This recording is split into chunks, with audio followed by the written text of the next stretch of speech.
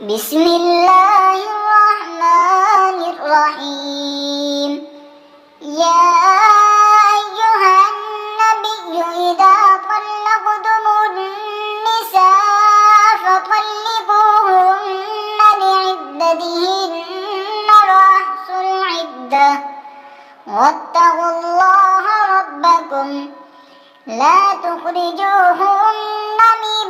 بيوتهن ولا يخرجن إلا أن يأتين بفاحشة مبينة وتلك حدود الله ومن يتعد حدود الله فقد ظلم نفسه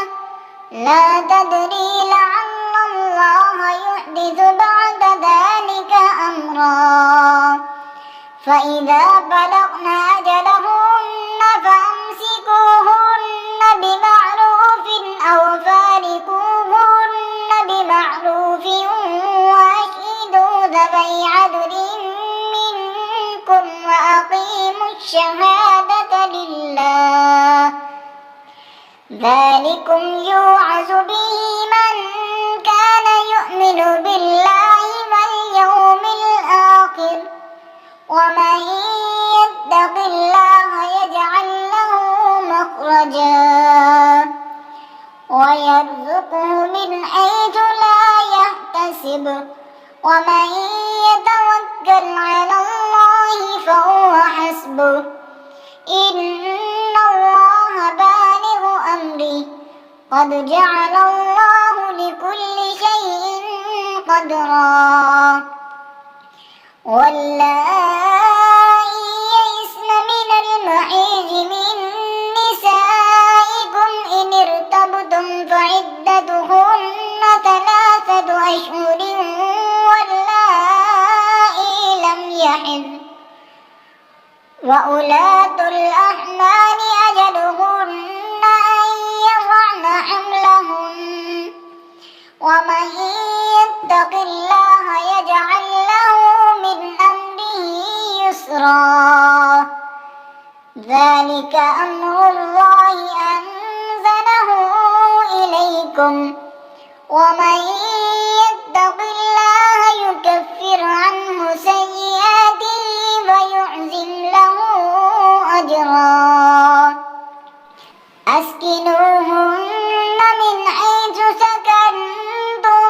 من وجدكم ولا تضاروهن لتضيقوا عليهن وإن كن أولات حمل فأنفقوا عليهن حتى يضعن حملهن فإن أرضعن لكم فآتوهن أجورهن وأتمروا بينكم بمعروف وإن تعاسرتم فسترضع له أخرى لينفق ذو سعة من سعته ومن قدر عليه رزقه فلينفق مما آتاه الله لا يكلف الله نفسا إلا ما آتاها سيجعل الله بعد عسر يسرا وكأي من قرية عتت عن أمر ربها ورسله فحاسبناها حسابا شديدا وعذبناها عذابا نكرا فذاقت وبال أمرها وكان عاقبة أمرها خسرا أعد الله لهم عذابا شديدا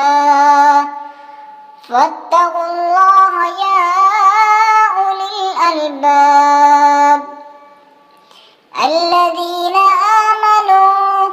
قد أنزل الله إليكم ذكرا رسولا يتلو عليكم آيات الله مبينات ليخرج الذين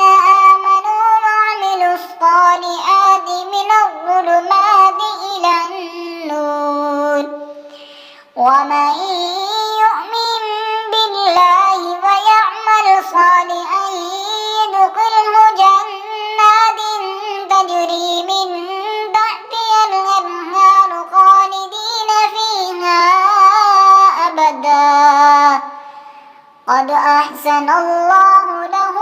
رزقا. الله الذي خلق 7 سماوات